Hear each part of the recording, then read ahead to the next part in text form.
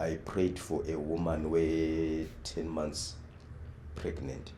But when she came to me, I just told her point blank that, you are pregnant, but umntwana lo sesiswini awuyena umntwana liqoqo. Then I told her that you are not pregnant ngomntwana, you are pregnant ngebullfrog. Okay. Then she said, what? Then I told her that's why you are 10 months pregnant. Then I prayed for her. She went and delivered that frog. Then I was called esibhedlela ngoba yena she told the man ukuthi this kulomunye umuntu onjele into le. Then when I reached there ngasenthola vese already social media. Then they started to ask you, how did you see such things, blah blah blah blah. Then I told them I'm a prophet. And they said okay. From there I started to have a lot of people coming through. Because they said, how can this guy see something esesiswini ukuthi umuntu lo othwele iqoqo engazange wamfaka kusigaba.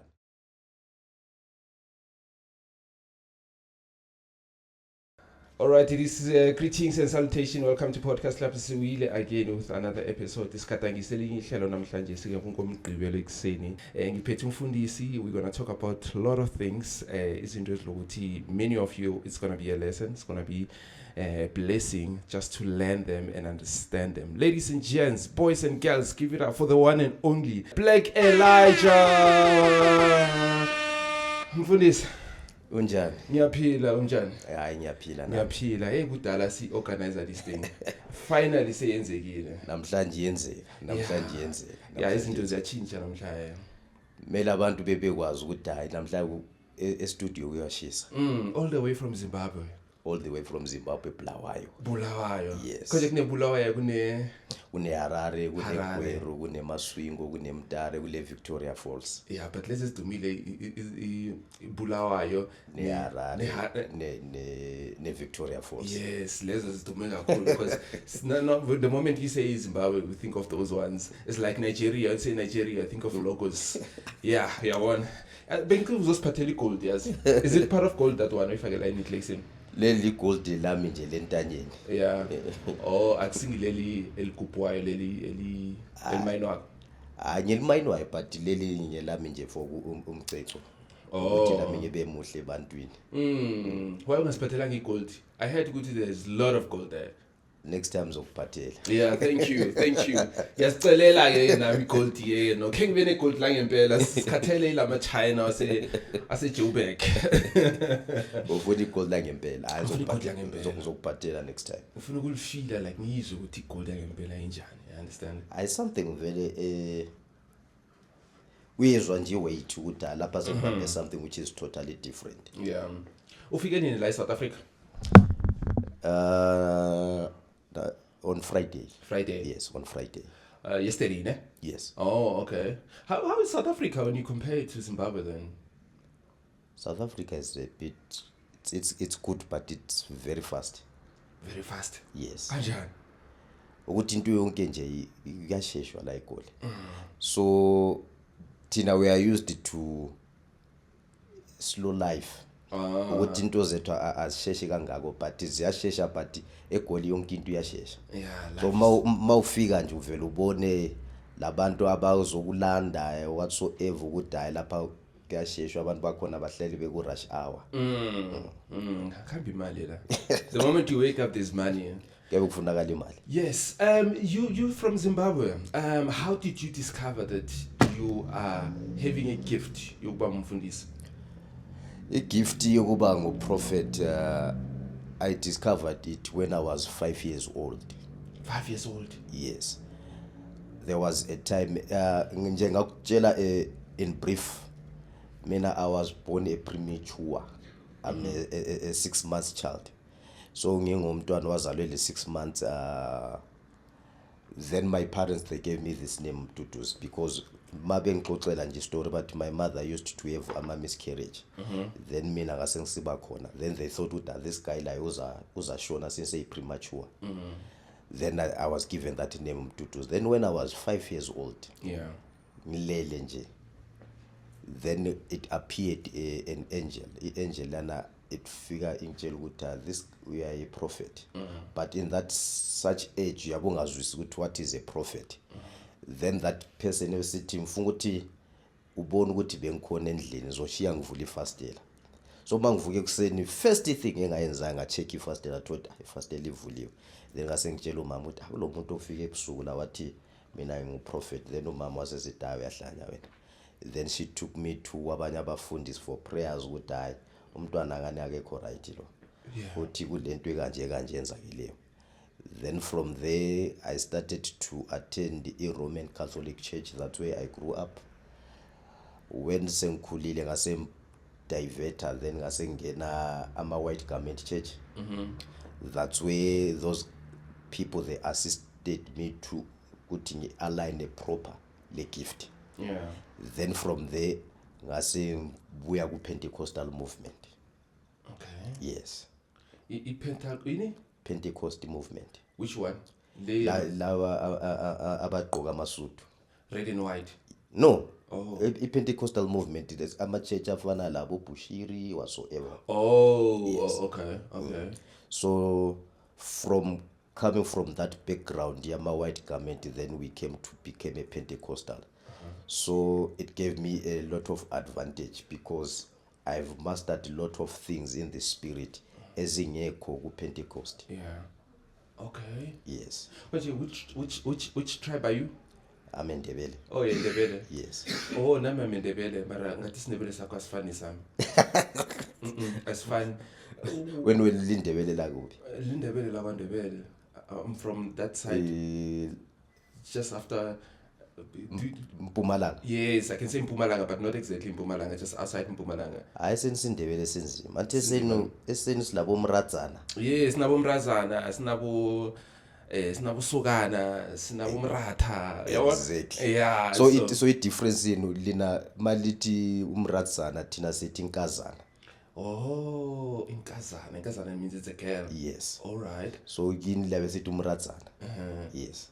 So it difference, I think the lina you have got too much R. Okay, yeah, absolutely. Then the teen have got too much L.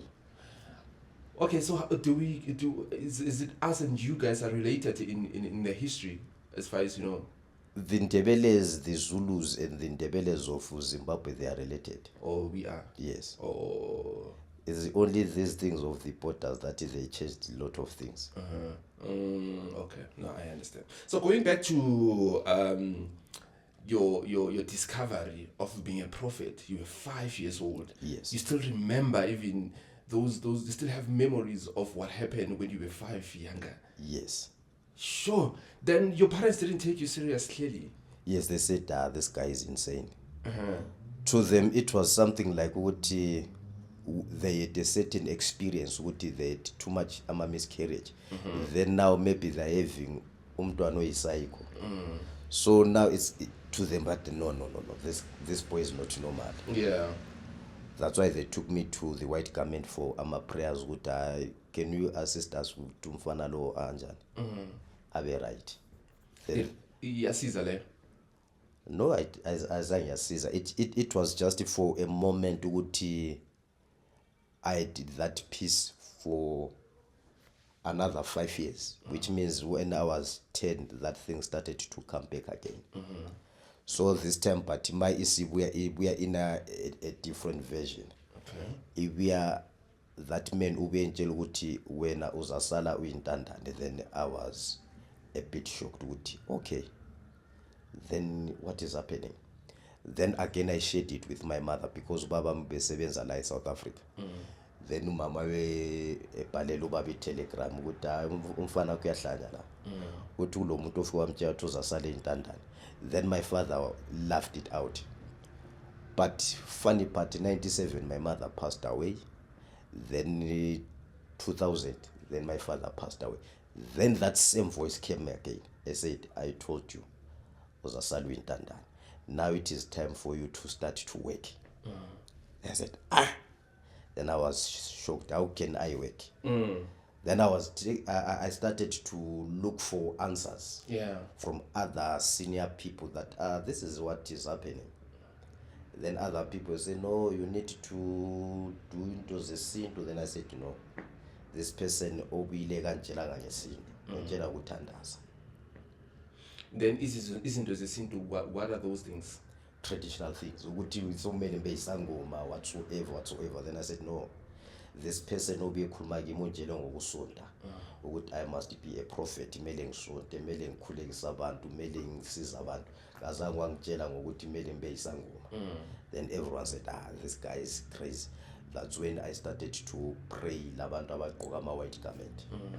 Then I went for School of Prophets for 6 years. Then after 6 years I was a certified prophet. Why School of Prophet? School of Prophets, so that I will understand it, and they were aligning my angel with me. Ukuthi ingilozi yami ibekwazi ukuthi hayi umuntu lo usemhlabeni, there are certain things azazenza wena ongasifuniyo.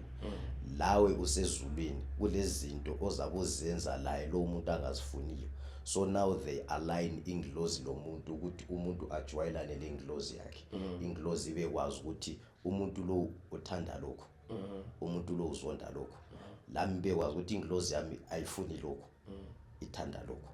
So that is what I was there to be assisted ukuthi ngi understand, ngikhule, and being given ama guidelines how to pray, how to fast, how to do this, how to do this. Then okay, I hear what you're saying, right? But how are they doing that? How are they aligning in Ingilozi yakho and all of those things? Just explain now. Ingilozi i-alignwa kanje, ngabuya kuwe ngithandazelayo ingilozi yakho wena khathesi ingilozi yakho yabe ngakhulumi, but kimi ikhuluma ebese ngitshela ukuthi undoda lo ule gift ekanje, but ukuthi igift yakhe ibuye kahle, so kumele umncedise ngemthandazo kaso. That's how those things they align you. It's similar to ma ubuya esihlozini. Ukuthi lo muntu labadala, but abadala bakhe abakahlali kahle, kumele limhlalisele abadala bakhe ukwenza ukuthi aqale ukusebenza. So those concept bazithatha ngapha ekuthandazeni, bona bese besifaka entweni zesintu. So ingilozi ma isi alignwa iyakutshela ukuthi mina ngingubani, ngasebenza lo bani, khathesi ngibe kuzosebenza lawe. Oh, it is more like like you say twaseni ne, but not like uktwasa lokhu kumuntu okhanja. Yes. Ubuya kahle, it's like ukuthwasa, but now uthwasa in a different manner. Yeah. Imena lana othwasa ngayo ingilozi kumele ikutshela ukuthi ngisebenze lo muntu okanje. Ngoba yami ingilozi yaqala ukusebenza lo Moses, from kusenza lo Moses yabuya sebenza lo Jeremiah, yabuya sebenza lo Elijah, yabuya sebenza lo Elisha, yabuya sebenza lo Joshua. So mina I loved the name Elisha because Elisha masimbale eBhayibhelini did more miracles than any other prophet. So that's why I named myself Black Elisha. So Black Elijah is the name that comes from my angel. Your angel. Yes. But I just added black. Well, I said I'm proud of being a black person. I'm proud of being an African. So now I'm a Black Elisha. Oh, now I see. So your birth name is Mduduzi, and then Black Elijah. Those are your spiritual names. Yes. Oh, okay. So then uhamba kanjani ikhambo lakho ke? So uhambo lwami luhamba kanje. Se after my 6 years of a School of Prophets, then that's when I started a journey to start to pray for people. But now uthandaza kwami kuhlukene kulabantu abaningi. Yeah. That's why you find out what I use a padlock. You can find that I use a clay pot, like these things that I brought. Yes. You find out that I can use a spear. I can use a mat. Actually, me, I can use anything. Ukuthi nchinje impilo yomuntu, as long as I'm being instructed by izingilozi engisebenza lazo. Yeah. Ukuthi lo muntu ule problem ekanje, but ufuna ukuthi umsize kaso. That's what I do.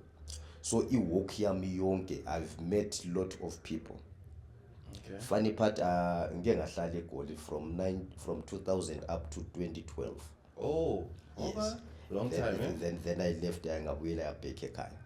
So in those days ngisahlala lapha eGoli, I used to pray for people ababedinga imisebenzi, abafuna abantwana, abarana ama-business engasebenzi, and I used to pray for izinyanga. Even nakathesi I pray for inyanga. Nje ukuthi Yesu isangoma, but ule problem eso la so Yes. so ukuthi abadala bakho basebenze kahle we need ukuthi ngikuthandazele so la so then bese imthothi buyele uyenza into zakho. Umbuzo wami yazini ne ukuthi is your angel can tell you where you go uzokwenzeka 1 2 3. Yes, if ma ngiyabe ngifuna ngisithi lapha engiyakhona I'm not sure ukuthi kwenzakala indlozi yanje uthi lapha esiyakhona kusuka so kumbe la ufunga yakhona ungasahambi uzaba lento kaso ezayenzakala. Itheni mawuthi uzala ku podcast? To tell you the truth, there are a lot of things engizibonileyo concerning I podcast mangibuya. First one, there will be a serious change, not kimi but kuwe. Okay. I change nale ezaba khona kuwe ngubone mina uzagcina ususiba la collaboration with big people. I don't know ukuthi have you once planned to have ama interview lama celebrity, but I saw you having a podcast lamanye ama celebrity. Then I saw a podcast yakho taking a supernatural turnaround. But from Konapo you'll be having a lot of pressure. Lot of pressure. Okay. Ngoba you'll be needed left and right and center. Okay. But Inglozi I think ubuza ukuthi are you ready for such things now? Oh, so should I respond? Yes. Oh yeah. You should. I am. So have you planned to have a celebrity beside abantu abayenza into zikamoya whatsoever? No, not really. And the reason is that celebrities there's a lot to protect there. Because of if I bring someone Luguti doesn't have a lot of bags like money or brands or whatever, they can say whatever they want to say, which is what I want, you know. But with celebrities is a different story because of branded cheese like protected because of once and I show same ABCD, he or she will lose that campaign or brand something. There will be celebrity that will come to this place. Okay. You since we communicate, you will tell me. I'll tell you.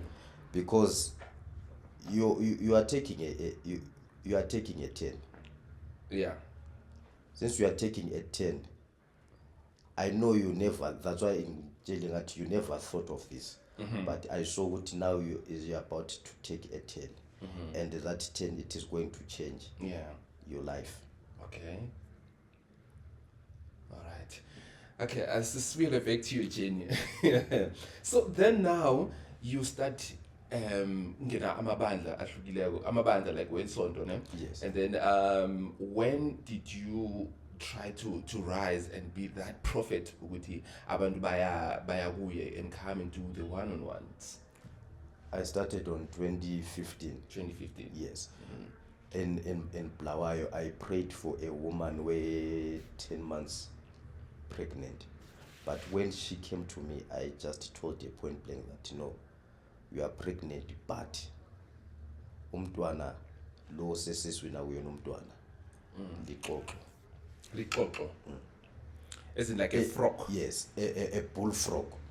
Okay. In Zimbabwe we call it idlamehlo. Okay. Do you know a bullfrog? That big frog. Yeah, I know it. Yes. I think I did once saw it. Yes. In Makai, yeah. Then I told her that you are not pregnant ngomntwana, you are pregnant in a bullfrog. Okay. Then she said, what? Then I told her that's why you are 10 months pregnant. Then I prayed for her. She went and delivered that frog. Then I was called this bedle. And she told the man, this then when I reached there, I sent to already social media. Then they started to ask you, how did you see such things, blah, blah, blah, blah. Then I told them, I'm a prophet. And they said, okay. From there, I started to have a lot of people coming through. Because they said, how can this guy see something?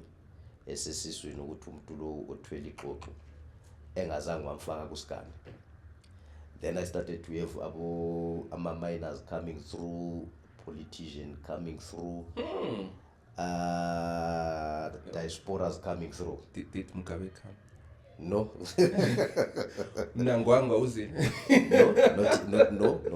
I'll be like, but the MPs. Yeah. Yes, lot of MPs. They came. Okay. The senators, they came. Because me, when I start to do things, I shift the things. That's why if you have heard me telling you that I'm a spiritual mafia. Yeah. When I say I'm a spiritual mafia, I understand and I know how to manipulate the spirit. Awukathwalanga mara mfundisi. Awuyanga eBenin or yini Nigeria. You didn't go there. No. Yeah. Even my passport is very clean. Akaze ngivakatshela seBenin le Nigeria. I haven't been in Nigeria. Yeah. But I've went to Uganda to minister, Kenya, Tanzania, Dubai, Namibia, Botswana, Zambia, Swaziland. So are you one of those pastors abathandizela abantu ngefire, like say fire and then by hour they fall?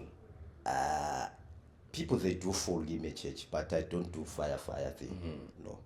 Okay. Bawiswa yini then? Power. Power. Like I told you, mina ngilose ezi7 esihamba nami. So can you see those ngilozis? Yes, when I'm in prayer I see them. You see them? Yes. Okay. Yeah. So I don't do those fire. No. Yeah. Not that I criticize them. What I can say, understanding yabo, I gotta be deep than what I understand. Yeah. That's why I want to tell you something like this. Owenza ngibe lama followers ezangoma, they know ukuthi I've assisted izangoma in so many ways. Yeah, let's break them down. Lezangoma mina ezafika kimi zingela mandla okubona. Ngilezangoma ezafika kimi zingela mandla okwelapha. Ngilezangoma ezafika kimi ezingela weight yokuthi ma etshela umuntu ukuthi ngisangoma umuntu lwana avume. Ngilezangoma mina engazikhulekisa ebezingaphuphi. Ngilezangoma mina engazikhulekisa ezihlutshwa ngama spiritual wife nama spiritual husband. Isangoma sonke. Okay. Then lezangoma engazikhulekisayo ezazingakhona ukuthwala abantwana. But nencedisa abantu bethola abantwana. So in ministry yami, when I came up, God told me these two things. Izangoma lazo siyazifuna ebandleni ukuthi ziyamukele uJesu njengenkosi lomsindisi. Kodwa ngeke zimeyamukele mathina abafundisi hamba kuzo sisiyadinga ipower. But bona mabebuya kithi bezodinga ipower, then later uzabona ukuthi ubusangoma iprofession kumele ndinga uJesu. Or it's not good you want them to leave what they're doing. No. Yeah. Mina bonke ngaba izangoma engizikhulu, I think I'm having more than 30. More than 30. Yes. 2 ngeza lapha eSouth Africa eseNatal 2. But I never told them ukuthi shiyana amasonto. Ngoba kimi into ayenza it's a profession. Then bese ngithi come to Jesus. Then you continue doing into yakho yenzayo. What do you do, Vele? You just pray, nothing much, no water, no nothing. This is what I'm using. Only this. Yes. Okay. The padlock is for locking and for unlocking. All right. Ipadlock ngiyaloka amadoda ayisifebe. Yeah. All right. On a serious note. Yeah. Ipartner yakhe ngacomplain akathi ukuthi hayi umjida vele uyangichithela. Ngiyamtshela buya le padlock. Yeah. Then ngiyakuloka. I-functioning yakho uma usulokhiwe uyabusufunctiona endlini kuphela. Yeah. Outside yakungasafunction. Okay. Ngiyakuzwa, but I don't understand you. Functioning isn't like sexually functioning. Yeah, but like how do you do that? How can you control someone's erection with it should function in clinic pad? Using the padlock. Only. And your name and your surname. Then I'm done. Isn't it a witchcraft? No. Okay. It's a spiritual manipulation. spiritual manipulation is when people they see power. When we read the Bible says in John 14:12, Yes. you shall do greater works than these. Which are those works? We are allowed to do anything as long as someone say, prophet, this person is doing ABCD. Yes. Then I'll pray that, okay, your husband is cheating on you. Don't worry. Bring a padlock, his name and surname. Then I pray, then I lock you. Then I give you the padlock. Keep it. So keeping the padlock, what does that mean? Does it mean she's the one who's in control of? Yes, she'll be the one who'll be in control. Whenever she thinks that you are now a good guy, she will unlock it. What if she dies in between? You remain locked. Aye. Have you practiced this thing to you? Have you ever tried to lock yourself? No, I won't lock myself. Why? I'm a good guy.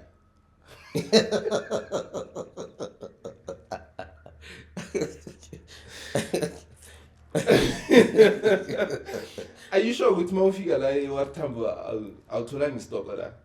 No. Okay. What I can tell you ukuthi manje emsebenzini kamlima I tried by all means to be serious.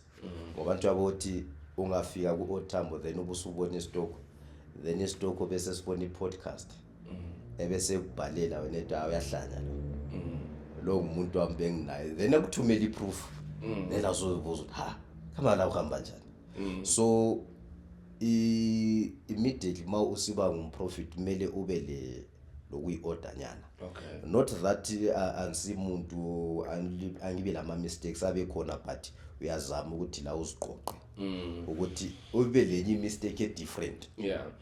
So people, are they suffering from this thing of cheater in most cases, and are they getting a proper help when it comes to these low-paid?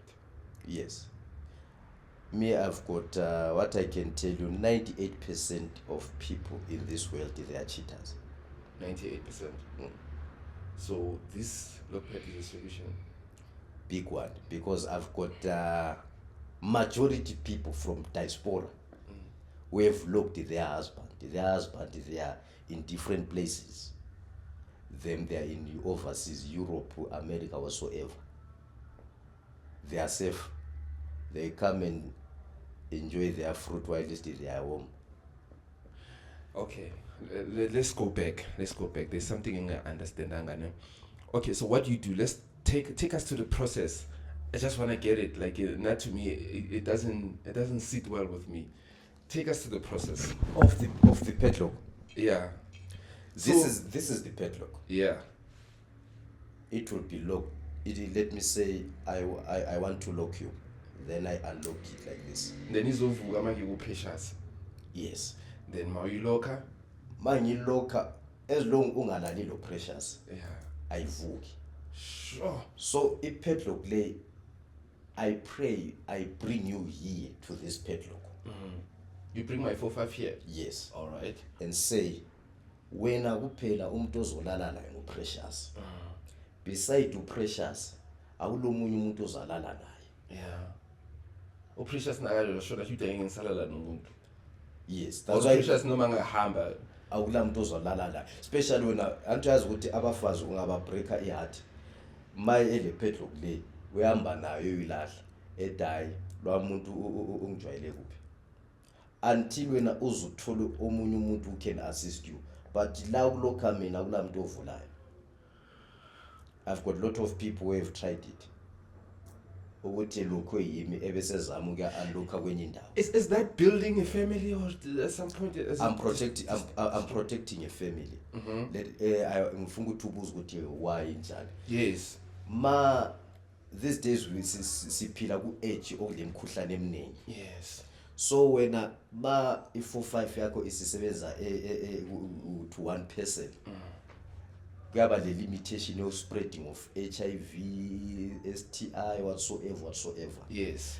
Then now your focus, it remains emuntwini wakho. Ukuthi now so mele ngifocus emuntwini wami. Yes. But ulama multi people. Yeah. love yakhe it will be divided. Do you know ukuthi umuntu engaba le side chick usengayithanda ukudlula umfazi? I've seen that. Yes. Yeah. So that becomes a challenge ngoba that side chick sengabreaka imarriage yomuntu lwana. So lwana umama she will be protecting imarriage yakhe, le investment yakhe, le time yakhe. So the only solution to protect is this. Angiyathoma ukuyizwa le. Okay, then I guess sibuyele back to gile yellow pet ne. Do men do the same to their wives? Yes. But now if you are a man, you will be having two of these padlock. Yeah. We lock this, then we lock another one. They become two. Why men they should have two? So that the men who will come and sleep with your wife will be stuck. Is this God? Yes. Okay. So stuck isn't like banamathela like this. Yes. Then bazohlukaniswa yini ke? Wena ngozafika uvula ama-padlock. Then bese bayahlukana. Why? Anti wena ufuna evidence ukuthi umfazi wakhe yakujolela. So do men do that? Land. On this thing, I've got a lot of people in Zimbabwe, and some of them they are coming from South Africa, Swaziland, Botswana, who are coming for a padlock. Just nje this. Yes. Phela la like mina yazi ukuthi yazenza ne. Yabona i-chain. Yeah. Like that's mina wahlala emkhukhwini like it's your key. Yokuthi uprotect umkhukhu. Yeah. Same method yoku protect umkhukhu is same method you are protecting your marriage. Yeah. Sure. Hey, I'm defeated. I am so defeated. Then what about this leskotlelo lesi sokwenzani? Ngesindebele sisibizwa ukuthi bazongiphoxa lapha kuma comments angiyazi ukuthi yini into lezi. Mara yeah, angiyazi ukuthi yini. Ikwenzakalani la? Le I'll be separating you from evil altars. Evil altars. All right. It's like mina ngwakodube. So kwaDube ikhona eminye imimoya yabiphakanyiswa ukuthi impilo yami engabi le progress, or anyone from koDube clan engabi le progress. Yeah. So this clay pot ye umsebenzi wayo ukuthi I'll separate myself from imimoya emibi ephakanyiswa koDube. I write my name, then I pray. After praying, I break this clay pot. You break it? Yes. So you should have many of these things. This one until sakutshela first step esihlupha everyone. Oh, okay. Wonke umuntu ozelwe ngumuntu ongumama ole problem yemimoya. They can rob bekuthi you are now born again, but we have seen a lot of people who are born again who are still suffering, who are still having problem of barrenness, who are still having the problem of imimoya, imchado, abasebenzi whatsoever. So this thing, when we read the Bible says in Genesis 1 verse 26, then God said, let us make a man in our own image, but it was in the spirit. Then in Genesis 2, we see God coming down to form a man using a clay. Then later we see in Genesis 3, God cursing the ground, not Adam. Adam was never cursed. God cursed three things, if I can say. God cursed Eve, cursed the snake, then cursed the ground. Okay. Adam was never cursed. A lot of people, they've misunderstood that scripture. Adam was never cursed. God cursed the ground. And after cursing the ground, he said, you Adam, you shall till the land for you to eat. But the land is akuhlaba ukuthi uzwe udle. Okay. Then now we go further, we go to Jeremiah 18 verse 5. Then God is saying to Jeremiah, go to the potter's house. When Jeremiah went to the potter's house, the potter was molding this. Then after molding this clay pot, the potter destroyed the clay pot. Then God said, Jeremiah, you are like a clay pot in my hands. And I've got power to mold you. Then I've got power to destroy you. Then we hear again in Joshua, God is saying, Joshua possessed the land. When God is talking about the land, he's talking about the sand. So each and every time, if ungakhumbula sikhula ungalimala who told you ukuthi faka inhlabathi esilondeni? No one. Why? It is in you. God wired a man to know that I'm from the dust. So automatically you knew ukuthi ngafaka inhlabathi esilondeni, igazi alisamove, then isilonda lesiyana siyavaleka. So now for you to have authority or power in this life, you need to have this clay pot. Why? Every man comes from the soil. Everything that we see in this earth comes from the soil. So a lot of people, they've misunderstood this thing and they are being misled. But the bottom part of it, everyone in this earth, they need the clay pot. Because the day you die, you are going back to the sand. True.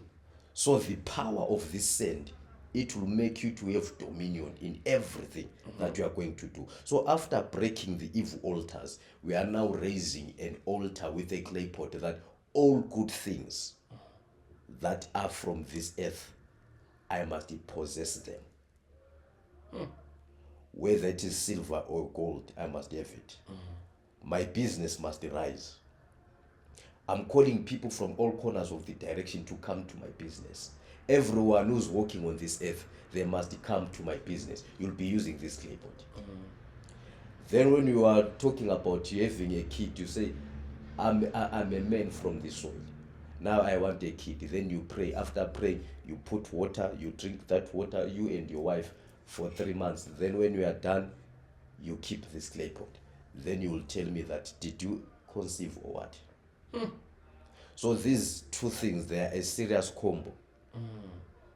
And if someone wants to block your things, they can use this clay pot. They write your name, then they speak evil things, then they... The same clay pot. Yes. That can bring light. Yes. It can also bring the darkness. Yes. That's why izangoma eziningi zisebenzisa ukwenza izinto ezimbi.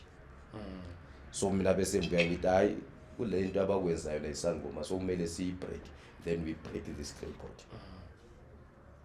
Izangoma maziphuza utshwala ziphuza nge-clay pot enkulu kunale, but they will be using a clay pot. But kithi basithi ludiyo,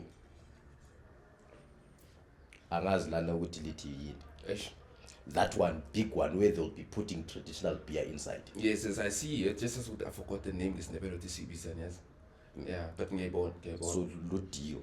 So izangoma basebenzisa udiyo ukutshintsha impilo yomunye umuntu ukuthi ibe mbi kumbe ibe enhle. So mina I use this one to change your life, to fight all the evil things ababezenzile uwe. What was your encounter that was so disturbing in a way that you have to step in and intervene, and you managed to solve the problem, and you look back and like, wow, I never think of this? I think I had two serious encounters. Okay. That one, even I know the lady, she's here in South Africa. I used to, we were praying together. Then that lady, they said she's about to die. So then I said, no, she won't die. Then everyone said, we are going to, sizakuchiya wena wenze whatever ukwenzayo. So usisilwana ubuye eZimbabwe. So basebebize uMalaitsha Maumazi. Those people abathatha amaborder jumpers whatsoever behambela eZimbabwe. Bekasaphila by then? Ewephila. So everyone, especially they have given 3 days. Then mina sensithi I'll pray for elimekile. Then uMalaitsha wayesekhona already. Wathi asiswena ungafuni. Engafusi slow kanjani uzamhambisa. Then I said, don't worry. Funny part, that lady at night, mina I discovered ekuseni wengasaphefumuli. Then those words abuya kimi ngathi this guy is either bangiloyile ukuthi usisilo afe, then bese bemprovela ipoint. yokuthi besithe umekela usisi lo kanjani sihambe la ekhaya efele ekhaya. Ngivuke ekuseni ngimcheck ngithola ukuthi kaphefumuli. I failed to tell umama engangihlala la ukuthi usisi lo kasaphefumuli. Then ngangena ebathroom ngakhala. That was my first thing engayenzayo. Ngakhala ngathi Mlimu, you said usisi lo uzaphila, but now sengwenye situation. One, angisebenzi. Two, ngiyalile mina. Nesithi ngithembe wena ukuthi you will do something. Angila anything enye engayenza, but namhlanje ma uNkulunkulu ufuna uzibonise. To fail to do that, I'll quit ukusunda. Then it came a voice ukuthi thatha nje amanzi ufake ichukela phakathi wakhulekisa ufike umthele ngayo efesini, umthele ngayo esifubeni, umchaye ngayo phansi kwenyawo. Fike thatha ichukela namfake thandaza. Then I went back to him. Faka ngamchaya efesini, chaya esiswini, amchaya inyawo. Nothing. I said, ha! Now I'm panicking. Ukuthi manje la sezibuya. Bese maybe angimchanga kuhle. I did that routine again. Nothing. I didn't know. Mana evusu uma oledi lapha sokurafuna. Mase ngihamba uyabamba so umnyango. Usisi lana waqala ukukhwehlela. Yezwa ngishaya ngolunye uvalo olwachayela kude. Then ngamkhanyela usisi wangathi so yena azamtshela ukuthi wena phela ubusuthula isikhathi esidapho ukuthi bese sinifunga kwenzela iporridge udala ulele. But yena sesithi no bengalalanga. Ngizibone kwenye indawo ngihamba. So indalana nithi ngihamba ngathi semfunga uvula umnyango. Bantshela ukuthi hayi wena indlu yakho asikaka kuyakheliwa. So lapha awuvunyelwa ukuthi uvule umnyango. Buyela. That's how she came back. Then I said, okay, this is a done deal. Then another encounter that I had. Umuntu ebuya endlini ecatshelwe ngumntwana. Enzeni? Umntwana engasamboni ukuthi ukuphi. Oh, okay. Ebese buza ukuthi umlimi uthini. Lwana umuntu wathi eqala ebuza, I thought it was a joke, but ngabona ukuthi no, umama lwana she's in pain. Usekhala ngoba yena wase 3 days engamboni.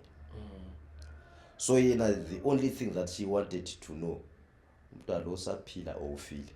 Okuningi ngengela ndaba lokuthi location ungapi unga. Then I said, umntwana uyaphila. Then she said, no, it can't be. Umuntu lo le 3 days engamboni. Mayephila, tell us the location. I said, okay. The location? But yeah, tell us the location. Then sambe se thatha umntwana. Then that's when I saw ukuthi hayi man, lento manje is not a joke. It's a serious thing. Then I said, okay, let us pray. We're praying. Funny thing, eyabuyayo ngama number. Then I said, these are the numbers abuyayo. Try to call this number. Those people bafonela ama number bathola ukuthi ngama number esibhedlela. Number esibhedlela. Ngathi fona lizwe ukuthi bazathi. Babefona besithi umntwana lo umuntu onjalo ukhona olethwe ngomunye umuntu thawachaya imota. But ukhona usaphila but ukukhoma. Then that's when I came to see ukuthi when people they come for assistance, they will really mean what they need help. Ngoba sometimes kuyake kufika isikhathi sokuthi umuntu mayebuya ethi le problem I'll take it lightly. But these two encounters, after these two encounters, that's when I became so serious. When someone comes and say I'm having a problem, akadlali, that person ule problem, ufuna ukuphuma ku problem. Kumbe ufuna umassiste ukuthi umbonele ukuthi into le isuka nga. From these two encounters, that's why I changed the way engangenza ngakhona. Ngisaqala I used to joke around. Kube ngani hayi game la umuntu lwana la uzeki imi game, but these two encounters angenza ngamature ngakhula. Ngabona ukuthi no. This is a really serious issue. Umuntu uyabe le problem 3 days umntwana ungamboni. Bese kuthi kulomnye prophet engani siyamazi. Yeah. But yabe sebhoda aba prophet lezinyanga. Ababethi sefile whatsoever. Then give my boy nami ngaqanga ukuthatha ezejonge ethi mama lo uzonitesta. Until sesithanda zethi kwaphuma numbers esibhedlela. So what is the worst situation then? Like for instance, maybe someone will come and request whatever. What was your experience in terms of someone I found something with you, like I can't do evil things? I've got a lot of wasty things ukuthi umuntu ekuthe ukuthi ufuna uba nafe. Enyidano. Then uzomunye umuntu ethi mfisa ukuthi umuntu onje umenze aginqike ngemoto ngedayi. Those are the things engazitshela ukuthi angizenzi. Angazi ukuthi uyakukuze lokho kuthiwa kuchama ngcwaba. I'm not familiar with that. But izangoma they know. Kulento ukuthi if someone dies, if family ngabe satisfied. If city we want to know who killed this person. Yes. I've got a lot of encounters with that. Yes, abantu bethi ngifuna usitshele ingcwaba ethi no. Such thing I don't do. So you don't want to give them a closure? No, such things I don't do. Okay, wait, Mfundisi ne. Maybe I lost someone who's close to me. It could be anyone. Let's say, as an example, maybe my cousin. Yes. Yeah. And you could see that there were signs with it. This was not a natural death. And as a family, we want to get a closure on who killed my cousin. You know, my father it might be a black magic type of thing. Yes. Witchcraft. Yes. So we just need to know who is it. Not who you should perform some miracles of back to sender or whatsoever. Yes. Yeah. To Christianity, you have said it. To Christianity, they say it is a back to sender. Okay. Yes. But I've came to understand one thing. Emfukuthi uyibone. Ingayenza back to sender lana, then what next? You get the closure. Ukuthi so and so killed your cousin. Then what next? We now know. We distance ourselves from that person. No, you can't. All of you will be needing a revenge. After knowing, you say, okay, njengoba sesikwazi lathi sifuna same method abulele ngayo cousin wethu ihambiye kuye. So me, what I have taught people or what I teach people ukuthi back to sender ile disadvantage or yena le yokuthi we want to know umbani obulela umuntu wethu. That's why sisenza into ekuthiwa security. If you buy your house, you build a durable, then you put electric fence, then you put the gate, then you put CCTVs. Why are you doing that? You are doing that when a thief comes, you'll be alert or you'll see the thief before he comes inside the house. So in life, that way you need that security. All right. So that into lana ingayenzakali. In cases like that, we are protecting ukuthi into lana ingayenzakali. That's when futhi ungena khona ipadlock. Ipadlock ayisenza to lock i45 kuphela. It also locks ama thief. It also locks ama accident. It also locks imimoya emibi. Okay, tell us about that. Mase ngilokho imoya emibi ipadlock le ngiyayivula kanje. Bese ngithi ngicela ugeze ngayo ukhuza yonke imimoya emibi ekulandelayo. then ungaqeda ubusuyilokha ubusukhipha lo mntwana uyemlahlela kude lale ngidi uyilahlela kude imimoya lana isihambe lengidi leyi then mangifuna ukuthi silokhe imoto yakho mawunemoto siyayilokha sikhipha umntwana lo siyamlahla ipadlock ihlala emotweni ukuthi ungabi involved ku accident. Most of the accidents ayenziwa ngabantu not reckless driving imimoya ukuthi umuntu lwana ungambuza ukuthi uyenze njani ethi ngithe ngiqhamuka lelani khona ngabona umntwana emgwaqweni then ngafaka emergency brake osemuva kwamcela.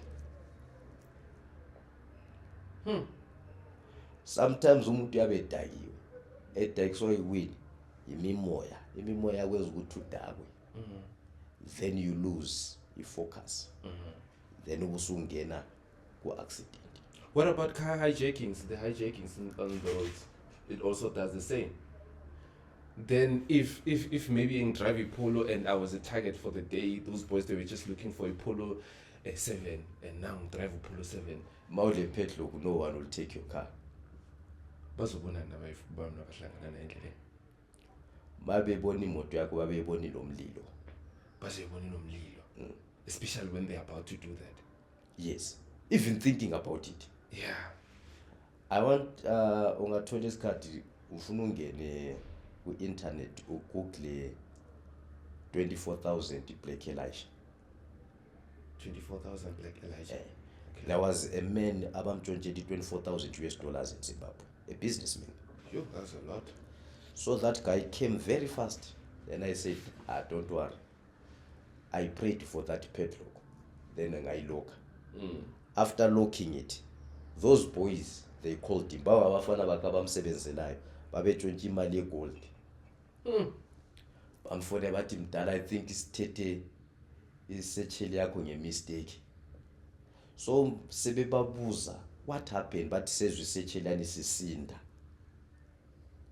To their minds bathi wafika angani sebethwele inyoka then badai as we say isikhwama sika. Yay! They brought all that 24,000, it came back. Yeah. Wow. Then ungathola futhi isikhathi uGoogle Black Elijah and the thieves in Selborne Park. I looked indlu yomnye umama eZimbabwe got ama money changers. Money chasers. Changers. Yes. Okay, what is that? Let's say ngile US dollar when ufuna rand I can organize that for you. Or exchange currencies. Yes. Okay. So that woman endlini yakhe with a lot of money. So those boys was. First time they went there by Georgia successfully. Then that lady was Toluti Abengas. Then I went to a house. I gave Pelama padlock on an hour 4. One way in your corner, one way in your corner, one way in your corner, one way in your corner. Then I left. Then they came after 2 weeks. They were found roaming around in the yard. Till 8 o'clock in the morning, the police came and they arrested them. What? Sure, when you salvation message are listening to a crime, ne? Mina, what I can say, God gave me grace to work izinto ezinzima. That's what I do. That is my special area. That's what I love to do. So you enjoy a sharp this gift of yours? Too much. Even though abantu abaningi bempenda ngepende iblack, but I love it. Bakpenda bathini? Better how Black Elijah is using the black magic. That's why he's calling himself Black Elijah. Black Elijah is a sangoma in disguise. Black Elijah is what. Then bezembaje uthi ngendlela elithi ngile black magic. Gather yourself, guys. Come and pray for me. I'm giving you that opportunity that I can kneel down, then you pray for me. So we are Sonda right now? Yes. Yeah. I'm the founder of Christ Life Generation. Or you have your own church? Yes. Yeah. How many members there? We are 420. 420. Yes. We're in Zimbabwe, ne? Yes. Oh, Blawa. yeah. So right now, when it comes to this thing, yama look pet, ne? Yes. What other miracles can it does? So far we spoke about locking. Yeah. Now when we talk about unlocking, when I unlock, I can unlock your finances. Oh, yeah, and that's something else. Hey, people, they are struggling financially out there. Do you know why people are struggling financially? Mm-hmm. Lot of us, we are having a background of ancestral worship. Then when those people bephuma ekusonteni amadlozi abavalelisi bayaphuma nje. Kumele uvalelise. Okay. Uvalelisa kanjani? Bye-bye. No. Okay. That's when you come and meet uBlack Elisha. uBlack Elisha ebese kutshela ukuthi no, this is what you need to do. Bawusuvalisa emadlozini, you go and meet your elders. Hayi badala mina okugidansa kukhona. Yeah. So bese ngicanga usonto. Ngicela lingenzele umsebenzi, lingicelele ukuthi sengiphuma entweni zamadlozi ngoba mina ngikukhona. Ambonga ukuthi labantwana bambaza kukhona. If you've got genuine parents or genuine grandparents whatsoever, they can do that for you. Okay. Then ubusibatshela ukuthi angitshongo ukuthi mangiphume entweni zesintu semphume ukuthi I'm not part of you. No. Libatshela ukuthi angikukhoni mina lokho kwesintu. Semfunga ukuthandaza. Kodwa libatshela ukuthi imimoya emibi engangilandeli, ngilandelwe ngokuhle kuphela. Ngoba those people, they can now use it against you when they want to destroy you, to prove a certain point ukuthi since wena uthi uphume edlozini fuka ubonisa ukuthi awula power. So ke wena ukholela kuphi? Ukholela kuNkulunkulu kuphela or uyabuya kodwa ukholele emadlozini? I honor amadlozi, angikholelwa kuwo. I honor ukuthi akhona. You honor them. Yes. All right. That's why if we read Matthew 1, ile genealogy kaJesu Kristu, where he comes from. Ngabalo Matthew 1 verse 17 up to 42. Ikhuluma igenealogy kaJesu. Ukuthi where he comes from. Iqala ukubhala uAdam isehla ize fika kuye. So Jesus came after 42 generations. So why is that important? Your lineage is very important. Your bloodline is important. Your family tree is very important. For your history purposes. For you to know ukuthi ulwa nani. Mawungamazi ukhulu wakho kuyabazima ukuthi uzalwa lani ngoba awazi ukuthi ukhulu wakho ehlutshwa yini. Mangazi ukhokho wakho awukwazi ukuthi ulwa nani. So i-family genealogy, family tree is very important. Into yenza amaKristu amaningi aba delusional. They don't want ukuthi bebe associated with those things. You honor, iBhayibheli lithi honor your parents so that you may have long life. What I love about that scripture, it didn't specify. You honor them dead or alive. Even a dead parent is still a parent. So your perspective here is different from your fellow Christians in terms of, criticizing them or degrading or whatever. Yes. Yeah. That's why I told you that I'm a different caliber. Totally different. Because I came to understand that these people whom I'm fighting, they're in my blood. Yeah. Now when we talk about Dube, they're in my blood. So immediately when I say I'm fighting the Dube people, I'm fighting them in the blood. So now when I'm fighting them in the blood, I cannot win this battle. Because they've been there a long time. Yeah. That's why you find out that when I'm having a problem with the blood, I can also, my uncle who's born with my father, I can get his blood because it is the same bloodline. So now when I'm starting to fight those people, I'm now blocking my progress. So those people, we don't worship them, we honor them. Yes. That's why I'm known as Mduduzi Dube. If I'm saying now I'm no longer part of Dube family, I must change the surname and I must change the blood. And you can't do that. Exactly. Yeah. So a lot of people, why are they suffering in their prayers? Is this thing. I teach you that rebuke your parents. rebuke your ancestors, then those people they start to fight.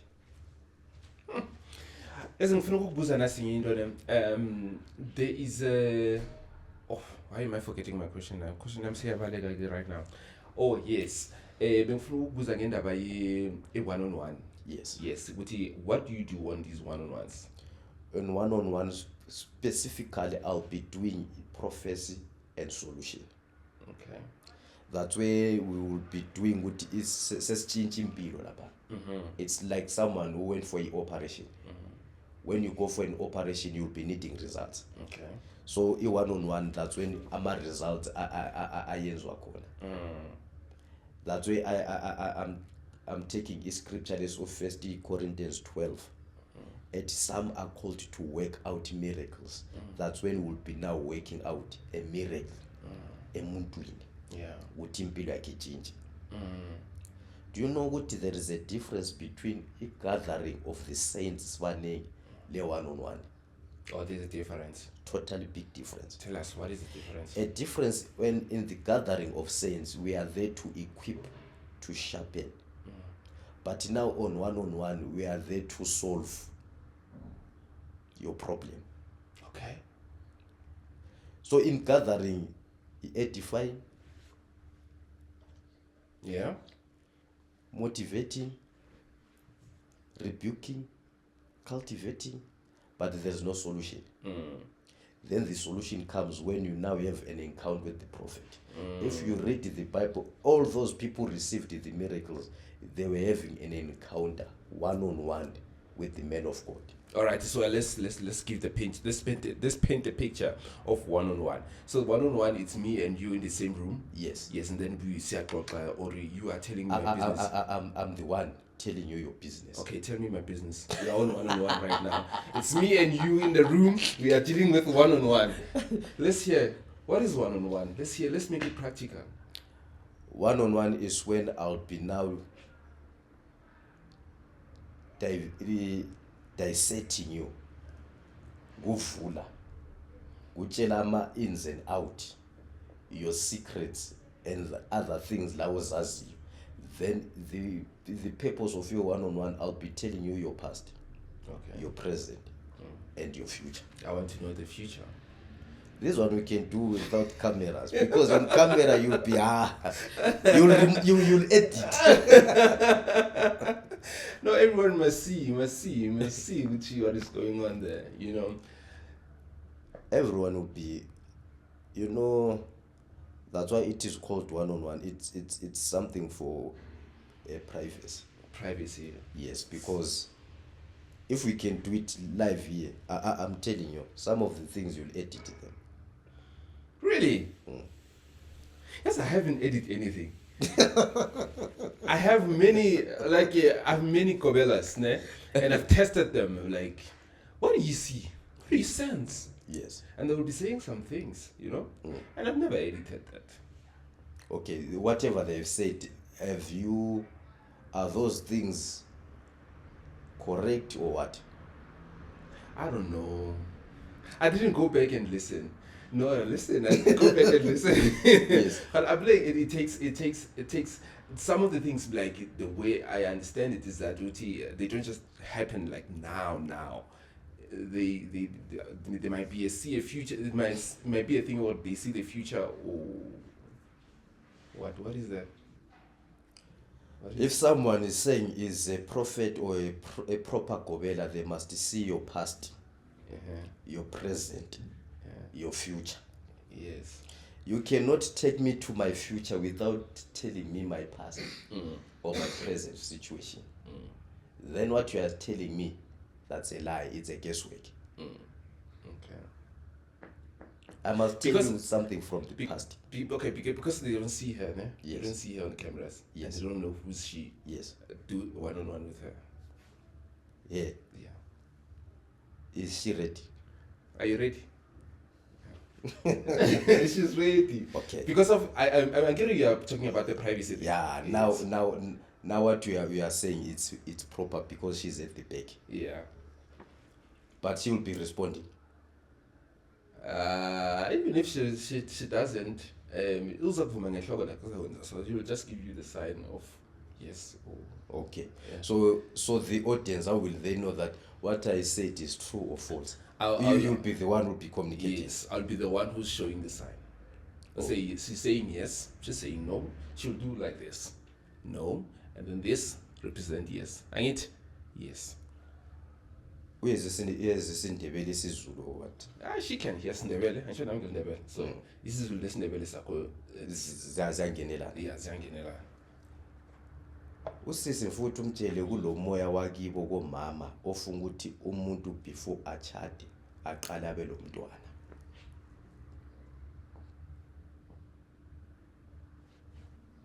Okay, she's saying no.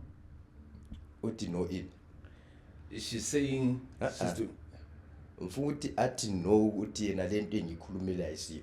Umoya othi ngimtshela ukuthi before abantu ngibo beshada esayidini la komama baqala bebe labantwana.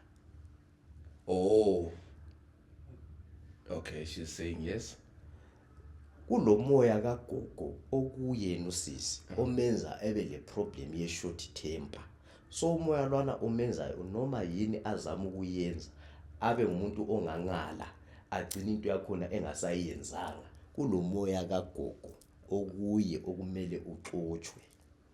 Okay. She's laughing. Okay, do you agree? Disagree? Okay, she's saying I don't know. Yeah, all right. Alright, says it she doesn't know. Umbuzo ukuthi yena uyangala na kumbe ule short temper ukuthi ma efungwenza ulutho engabona lungayenza she easily give up. A dialogue which means is that it's not my thing. Yeah, she's agreeing. Uyavuma. Then umtshela ukuthi ngibone mina kulomuntu ongubaba wakwamthembisa ukumthatha but umuntu lo ngambona mina ephuma empilweni. Khathesi into zomtshado kuye azisekho that much ukuthi engathi yena she's ready for umtshado ngoba kulomuntu wayezitshelile yena ukuthi lapha manje siyaguga sonke kumbe siyafa sonke but ngabona umuntu lwana edabula inhliziyo yakhe. All right, yeah. She's agreeing. So uJovu uthi into emfuthi simncedise ngayo engancediswa entweni le impilo yakhe ngibona isibandle. Then isibandle something beautiful. All right. Then mfuthi umbuze ukuthi yini emhlanganisa le Standard Bank. Yeah. Athi ngathakana i-account ne-Standard Bank, yeah. Ngizophinda ukugcina. Umbuzo ukuthi yini emhlanganisa le Standard Bank. Hayo kwamanje into le yasiyamanje. Ngayireverse nje cassette ngibisele 10 years back from now. Ngithi 2016. Yeah. Ulomuntu embone mina ethwele ikhadi eliblue. Ikhadi lelana eliblue alilagama lakhe but lilomuntu enalwana ophethe. Umuntu lwana wayengani umuntu ofuna ukumfakela imali ku Standard Bank. But ngekhadi lakhe angani umuntu lwana ufuna ukutshela yini ikhadi le Standard Bank ethi ngizokufakela imali. But imali leyo ayingenanga kwaba yipromise.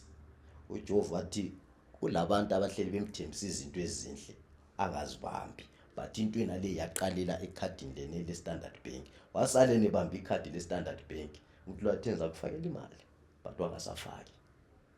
All right. Ngathi akasakhumbuli nangu ukwenzisanwa ukuthatha akhumbula. All right, senze ngakhumbuli. Ufuna ukuthi aconfirm lokho kumbe ayale lokho. From 2016 up to date abantu bamthembisa izinto ezili good things but iziphelele emoyeni. But small things umuntu engadanza ukufakela 100 rand amniki but maso kumele kukhulunywe ngemali ezinkulu kube yinto ephelela nje emoyeni. Kube labantu abampromise ukuthi I want to assist you entweni enje. What is your vision? I should this is my vision but into yakhona iphele kuma discussion engayenzeki. Okay, iyavuma. Into yasukela kuleli khadi le Standard Bank emfuthi ancediswe ikhona. Kwenzekeni nge-Standard Bank? Kulomuntu wayefuna ukumthathela inhlanhla. Ma umama evuma kumbe khumbula kumbe sazi kibo kunomuntu weyisangoma. Umuntu lwana weyisangoma, umoya wakhe wasuka wahlala kuye umama ulamaphupho ukuthi uyaphupha into yenzakale, okunye sometimes akukhohlwe. So lo muntu weStandard Bank wefunga umthathela isipho sesintu esikuye. So kufanele abe isangoma naye. Aqala umbuzo aphendule. Kufanele ube isangoma. Besides kwesangoma lokho engikhulumileyo. Oh, kweStandard Bank. Nalokuthi kibo kwakulomuntu weyisangoma. Oh, kwakade khona umuntu oyisangoma. Which one, the mother side or the father side? The father side. The father side. Do you know anyone? Fanele abuzabadala. Ukhulele kuphi lapha eJoburg? Ukhulele emakhaya. Umuntu othembuzeli indabena leyo. Ithini? Ayibuza indabena leyo. Isangoma ne. Yeah.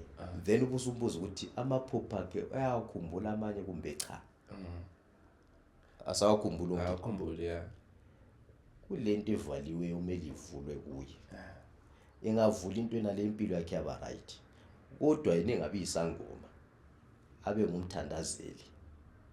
Abe ngumthandazeli. Okay. Umprofitikazi. Ngoba ikhona impilo yakhe ezatshintsha. Then okugcina sengivala ngaye. Ngibone uchitheka igazi. Umbuzo ukuthi wakwaba le miscarriage yini. Uqinisile.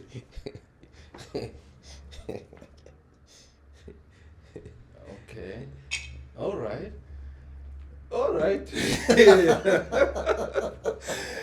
Yo, okay, no, siyayivala ke mase kunjalo ke. All right. Oh, okay, mase ngiyabona. Ukuthi uthi mina me different caliber. Yeah. So kuzenzani sifika kanjani izinto, like is there something that whisper in your ear or Mina I'm a prophet who's in a two-way dimension. I see a vision like umuntu obuka iTV. oh Then I hear umuntu othi umtshele uthi. So already when you first encounter me, already there's something that you just saw. Yes. Oh, okay. Mina when I do have encounter lo muntu ya download. Then I just keep quiet then. So thola amafile. Siyavula amafile ngithi bengicela ifile lakhe. Yeah. Bese liphiwa. Yeah. So what is the solution on that case then? Empilweni yakhe. Ngifuna athole nje iclay pot. Athola iclay pot ezathandazelwa abhala igama lakhe lesibongo. Ageze ngayo for 7 days. After 7 days ay break la uhamba khona abantu abaningi, so that those people whenever they are stepping on top of these broken pieces, umoya lwana uhamba in different directions. Usuchiya yena. All right. Siyayivala mfundisi. Amen. Yeah, Siyayivala, thank you so much for coming. You know, I feel so honored to have you to be a part of today's episode. Ngiyabelieve ukuthi baningi bafundile ukuthi kusebenza kanjani indabeni zemimoya and all of that. We appreciate your showing up all the way from Zim. It's the first time siba international guest. Siyabonga kakhulu. Thank you so much. All right, by just doing that, Siyayivala lezozo. Me and you, we're gonna meet on the next one. Don't forget to stream us on Spotify. The link is provided on the description. Now, give me an